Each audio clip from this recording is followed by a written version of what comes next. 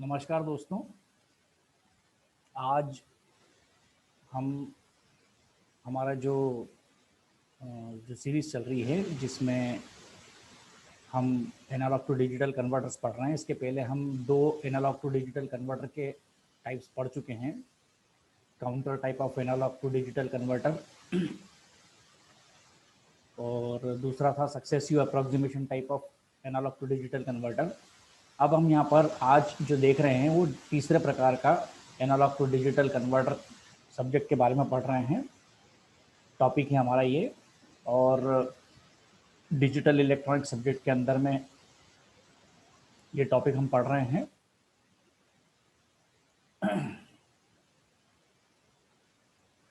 जो course outcome है वो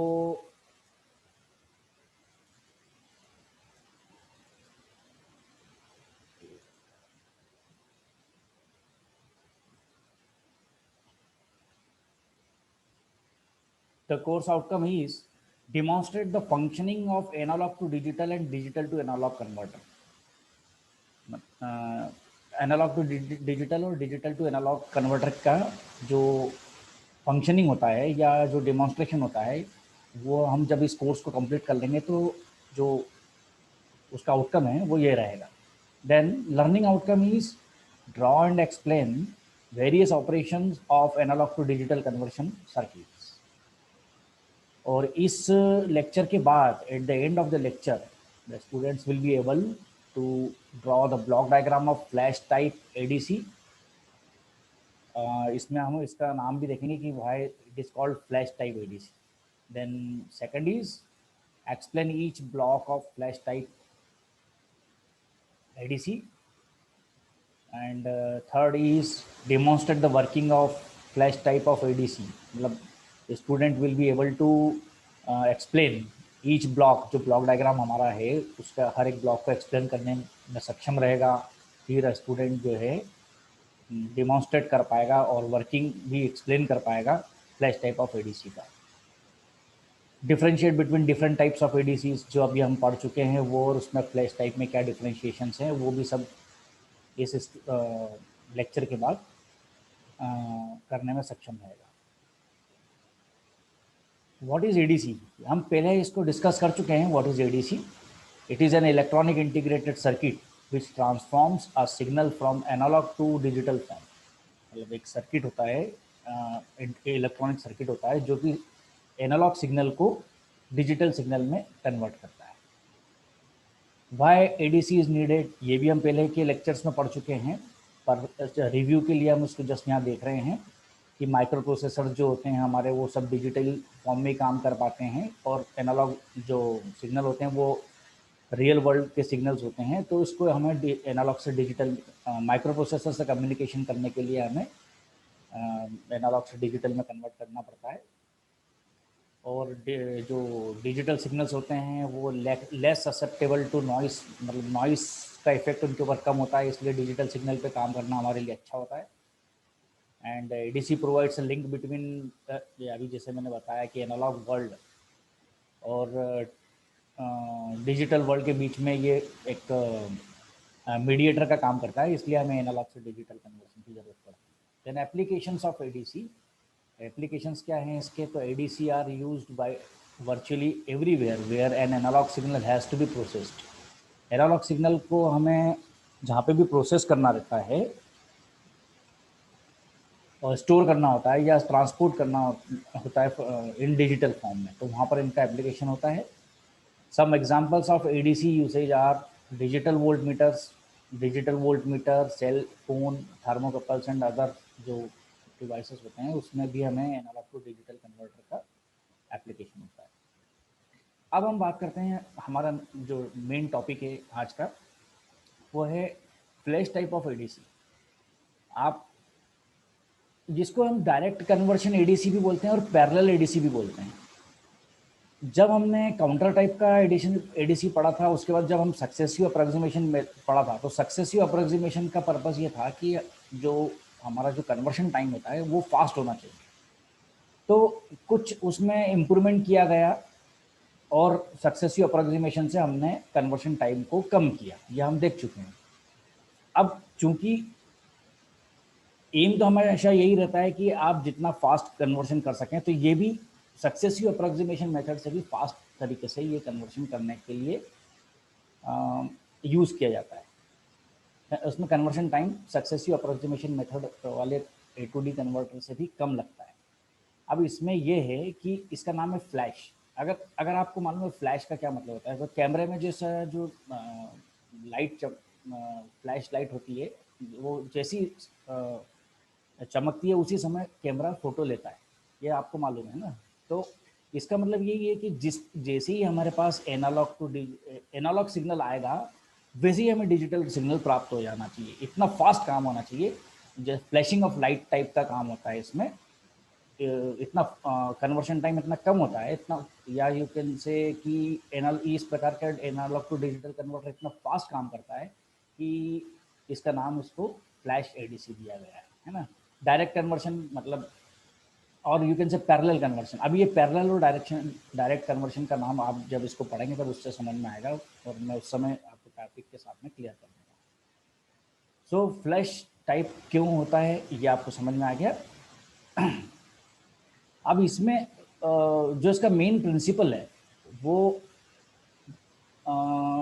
इसमें है, एक वोल्टेज लेडर होता है ना। ये देखो, a flash ADC uses linear voltage ladder. Voltage ladder होता है, मैं क्या होता है अभी बताता हूँ उसको। विथ कंपेरेटर एट ईच रंग, और ये रंग क्या होता है, ए हॉरिजॉन्टल सपोर्ट, जैसे ये सीडी है ना, voltage ladder, it is a ladder, ठीक है। देन ये इसमें रंग किसको बोलते हैं, ये जो सीढ़ी का जो ये जो हिस्सा है, जिसके ऊपर अपन पैर रख के ऊपर आगे बढ़ते हैं, उसको हम बोलते हैं रंग, ठीक है। तो a flash ADC uses a linear voltage ladder. अभी हम इसका जब डायग्राम देखेंगे तो इसको और समझ में आ जाएगा। आप तो सिर्फ अभी इतना समझ लीजिए कि एक लेडर है और उसके हर सीढ़ी जो स्टेप्स होती है उसको बोलते हैं हम रंग, ठीक है। द इनपुट वोल्टेज, अब सक्सेसिव अप्रोक्सीमेशन में हम, या काउंटर टाइप में हमारे पास एक कंपेरेटर होता था। कंपेरेटर अगर आपको मालूम हो, कंपेरेटर होता था। इसमें क्या है कि नंबर ऑफ कंपेरेटर्स हैं। सक्सेसिव अप्रोक्सीमेशन मेथड में एक कंपेरेटर से अलग अलग टाइम पे अलग अलग वोल्टेजेस से कंपेयर किया जाता था। और इसमें और उसमें सिर्फ इतना फर्क है कि इसमें फ्लैश टाइप एडीसी में एक ही टाइम पे अलग अलग रेफरेंस वोल्टेजेस से कई सारे कंपेरेटर्स कंपेयर करते हैं और एक ही बार में हमें आउटपुट दे देते हैं, जो कि हम आगे इसको देखेंगे। अब इसमें अगर हम वापस से इसको पढ़ के समझें, a flash ADC uses a linear voltage ladder with a comparator at each rung, a horizontal support on the ladder for a person's foot of a ladder. और रन किसको बोलते हैं ये मैं आपको बता चुका हूँ। The input voltage is compared with successive reference voltages, है ना यहाँ पे। These reference ladders are constructed of many registers। ये अभी हम देखेंगे। इतनी सी बात है कि अगर हम एक कंपेरेटर से अगर हम 3 बार कंपेयर करवाएं, इसके बजाय हम 3 कंपेरेटर लेके एक ही बार कंपैरिजन करवा लें तो हमें टाइम कम लगेगा। यही इसका प्रिंसिपल है फ्लैश टाइप ऑफ एडीसी का। The output of this comparator is fed into a digital encoder. अब इसमें सबसे मेन चीज होती है डिजिटल एनकोडर। ये डिजिटल एनकोडर जिसके बारे में हम समझेंगे तो हमें पूरा का पूरा फ्लैश एडीसी का वर्किंग आसानी से समझ में आ जाएगा। Which converts the input into a binary value. ये डिजिटल एनकोडर जो होता है ये इसका मेन पार्ट है। Benefits and drawbacks. अब इसमें बेनिफिट्स तो यही है, बेनिफिट तो यही है कि एक्सट्रीमली फास्ट होता है ये, है ना। ये देखिए आप, extremely fast compare to many other types of, है ना। देन बट ड्रॉबैक क्या है इसमें, ड्रॉबैक ये है कि इसमें नंबर ऑफ कंपेरेटर्स काफ़ी ज़्यादा होते हैं, है ना। तो नंबर ऑफ कंपेरेटर्स ज़्यादा होने के कारण क्या होता है, एक तो इसकी कॉस्ट बढ़ जाती है, और थोड़ा सा you can say heavy type का स्ट्रक्चर हो जाता है पीसीबी में जो है इसका हेवी टाइप का स्ट्रक्चर हो जाता है, मतलब स्पेस ज़्यादा लेता है, ऐसा है you can say. A flash converter requires a large number of comparators compared to other ADCs. A flash converter requires 2 to the power n minus 1 comparators. 2 to the power n minus 1 where n क्या है, n जो है हमारा n bit conversion है ना। तो अगर हमें 3 बिट कन्वर्शन करना है, मतलब एनालॉग एक ऐसा सिग्नल है, 3 बिट कन्वर्शन का मतलब ऐसा एनालॉग, कोई भी एनालॉग सिग्नल को अगर हमें 3 बिट में फाइनली डिजिटल फॉर्म में कन्वर्ट करना है तो हमें 2 to the power n minus 1 मतलब आपको 2 टू द पावर n मतलब 8 माइनस 1 इज इक्वल टू 7 आपको कंपेरेटर्स लगेंगे, ठीक है। The size, power consumption, cost of these comparators make flash converter generally impractical for precisions must greater than 8 bits। तो ये जो मैंने आपको जैसे बताया कि इसमें कॉस्ट बढ़ जाती है और ये सब इसका ड्रॉबैक है। अब हम देखते हैं diagram of flash type of ADC. इसमें आप जरा ध्यान से देखेंगे तो ये है डायग्राम, देखिए इसमें ये लेडर है जिसको हम लेडर बोलते थे, वो ये है लेडर ऑफ रजिस्टर्स। ये यहाँ से लेके ये पूरा जो है ये लेडर ऑफ रजिस्टर्स है। हर रजिस्टर एक स्पेसिफिक मतलब जो है आर वैल्यू का है, मतलब सेम वैल्यू के हैं। यहाँ पर जितने भी रजिस्टर लगे हुए हैं यहाँ पे आर वैल्यू के लगे हुए हैं और ये कंपेरेटर्स लगे हैं। यहाँ पर हम जो बात कर रहे हैं वो 3 बिट बाइनरी आउटपुट की बात कर रहे हैं, मतलब हमें 3 बिट में बाइनरी आउटपुट चाहिए, इसलिए हमें यहाँ पर 1 2 3 4 5 6 7 कंपेरेटर लग रहे हैं। और ये जो है रजिस्टर्स में जो हैं यहाँ पर एक रेफरेंस वोल्टेज लगा रखा है कि अभी सिर्फ डायग्राम समझ रहे हैं, बाद में हम इसका स्पेसिफिक वैल्यूज़ लेके हम बात करेंगे। और जो वैल्यू का हमें एनालॉग से डिजिटल में कन्वर्टर करना है वो यहाँ पर हम देते हैं। और ये जो है ये मैंने जो आपको बताया था कि एनकोडर है, ये प्रायोरिटी एनकोडर है, इसका नाम है प्रायोरिटी एनकोडर। पहले हम एनकोडर समझ लेते हैं, फिर हम प्रायोरिटी एनकोडर समझेंगे। तो ये एनकोडर क्या काम करता है, ये स्पेसिफिक बिट यहाँ पर आउट ऑफ 7, जैसे ये 8 to 3 एनकोडर है ना, इसमें 8 इनपुट लाइन्स हैं और यहाँ पर 3 आउटपुट लाइन्स हैं।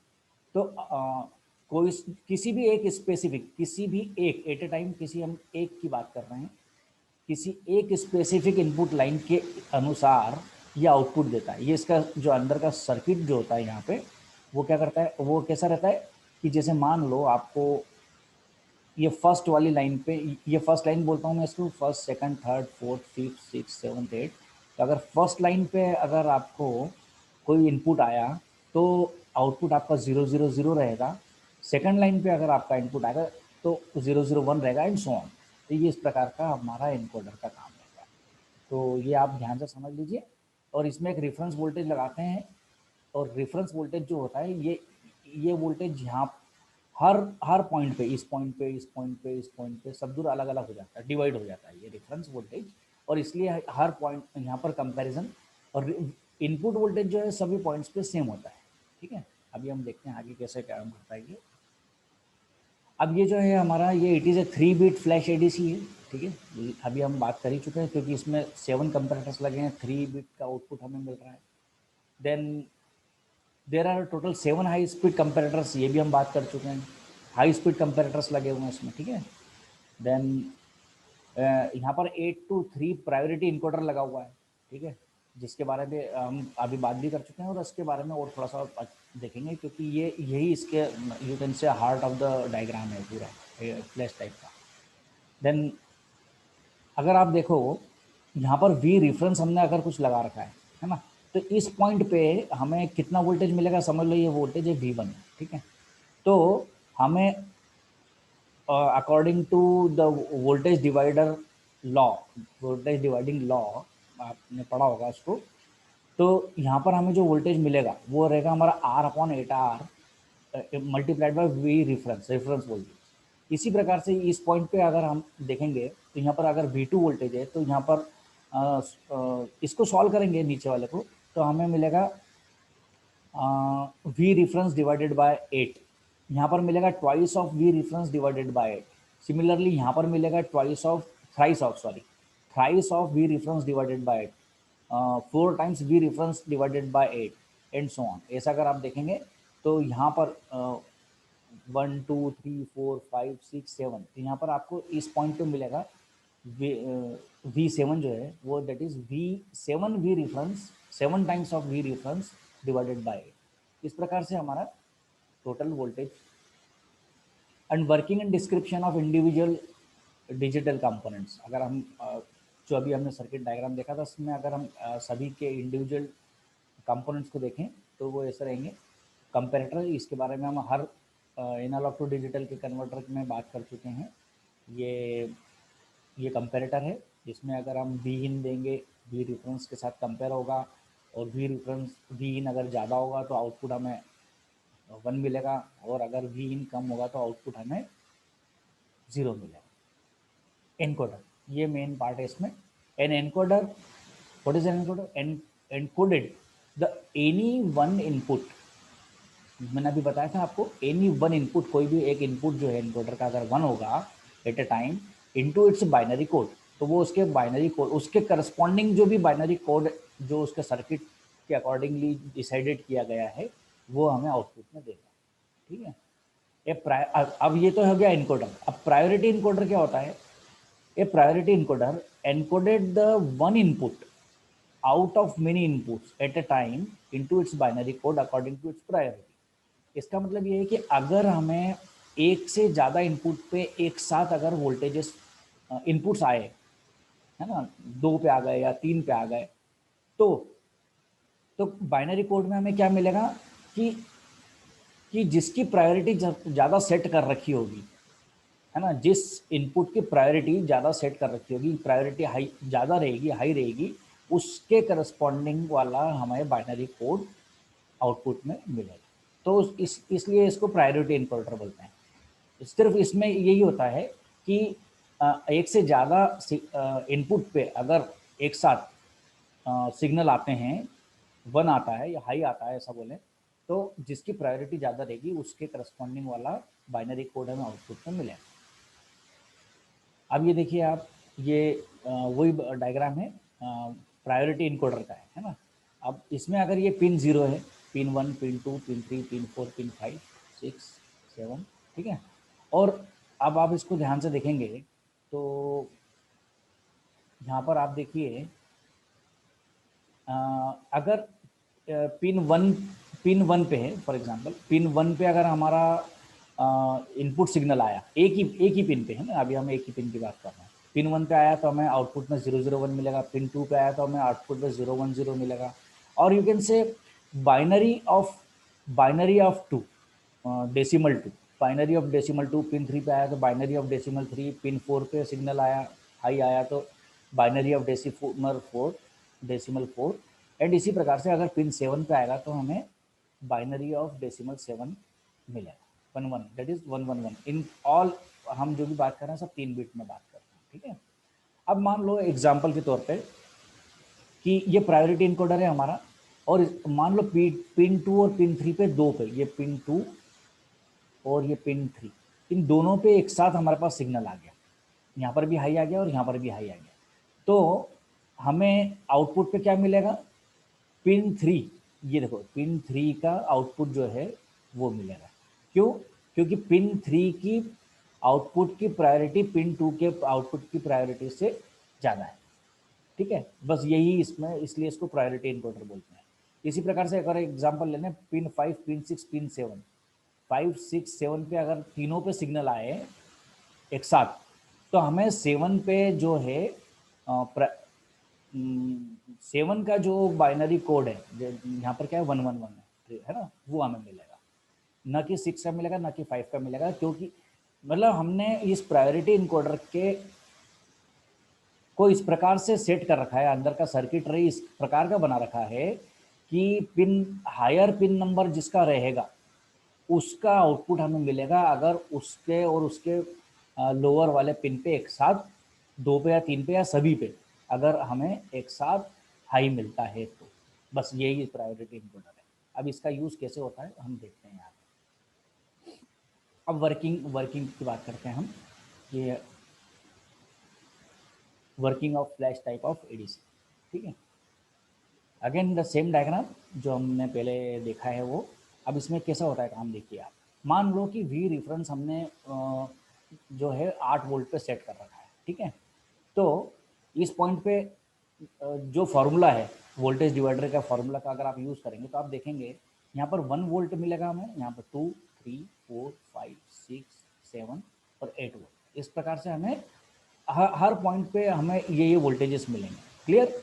अब आप देखें कि मान लो हमने वी इन जो है जिस एक ऐसा एनालॉग सिग्नल है वी 3.4 वोल्ट का है, ये 3.4 वोल्ट का है। इसको हमें इसका हमें एनालॉग टू डिजिटल कन्वर्ट करना है। ये एनालॉग सिग्नल है, इसका हमें डिजिटल वैल्यू निकालना है, या सर्किट हमारा ये जो काम करेगा वो इसका डिजिटल वैल्यू क्या देगा वो उसकी बात करते हैं हम। तो ये 3.4 वोल्ट एनालॉग वैल्यू का। अब आप देखेंगे कि ये जो वी इन है ये सभी कंपेरेटर्स के इन नॉन इन्वर्टिंग मतलब पॉजिटिव टर्मिनल में ये सब डूब जा रहा है। ठीक है, देखो आप ध्यान से। ठीक है, और वी रिफरेंस वोल्टेज जो है हर एक में अलग जा रहा है। इस वाले कंपेरेटर में वी रिफरेंस जो वोल्टेज है वो 1 वोल्टेज आ रहा है नेगेटिव टर्मिनल पे। यहाँ पर नेगेटिव टर्मिनल पे 2 वोल्ट जा रहा है, यहाँ 3 वोल्ट जा रहा है, यहाँ 4 वोल्ट जा रहा है, 5 वोल्ट जा रहा है, यहाँ 6 वोल्ट जा रहा है, यहाँ 7 वोल्ट जा रहा है। इसका मतलब क्या है कि ये जो एनालॉग 3.4 वोल्ट, हर कंपेरेटर 3.4 वोल्ट एनालॉग सिग्नल का कंपैरिजन अलग अलग वैल्यू अलग अलग रेफरेंस वोल्टेजेस से कर रहा है। यहाँ पर ये वाला जो कंपेरेटर ये 1 वोल्ट से कर रहा है, ये वाला वो कंपेरेटर जो ये 2 वोल्ट से कर रहा है, ये वाला जो कंपेरेटर वो 3 वोल्ट से कर रहा है, एंड सो ऑन। ठीक है, अब अगर आपको मालूम है कि कौन कौन कौन से इसमें कंपेरेटर का आउटपुट क्या रहने वाला है, ठीक है, तो आप देखेंगे कि यहाँ पर चूंकि वी इनपुट जो है वो वी रेफरेंस से, यहाँ पर इस पहले वाले कंपेरेटर का वी इनपुट जो है वो वी रेफरेंस से ज़्यादा है, इसलिए आउटपुट हमें यहाँ पर 1 मिलेगा। सिमिलरली हमें इस कंपेरेटर में भी आउटपुट 1 मिलेगा, इसी प्रकार से हमें इस कंपेरेटर में भी आउटपुट 1 मिलेगा। लेकिन इसके बाद के जो कंपेरेटर्स हैं हमारे वो उन सब पे हमको 0 मिलेंगे। ठीक है, और ये जो है ये देखो ये, अब चूंकि हम तीनों तीनों पे हमें 1 मिल रहा है, तो इसका मतलब क्या है, ये तीसरे नंबर का कंपेरेटर जो है, ये कंपेरेटर जो है इसकी प्रायोरिटी हाईएस्ट हुई आउट ऑफ ये तीनों में से, है ना, highest priority set among 3 comparators, है ना, इसलिए इसकी प्रायोरिटी ज़्यादा हुई। तो आउटपुट में हमको इसके करस्पॉन्डिंग हमको 0 1 1 मिलेगा, क्योंकि ये अगर यहाँ पर सिंगल भी होता है यहाँ पे और ये दोनों नहीं होते तब भी हमको 0 1 1 मिलता, और अगर ये तीनों है तब भी हमें यही मिलेगा। ठीक है ना, ये इसका ये जो काम कर रहा है वो कौन कर रहा है, ये यहाँ पर हमारा प्रायोरिटी इनकोडर कर रहा है। ठीक है, तो इस प्रकार से हमें आउटपुट आपको 0 1 1 मिल गया 3.4 वोल्ट एनालॉग वैल्यू का। तो समरी में अगर हम बात करें कि हमने क्या देखा, तो सबसे पहले तो हमने देखा कि जो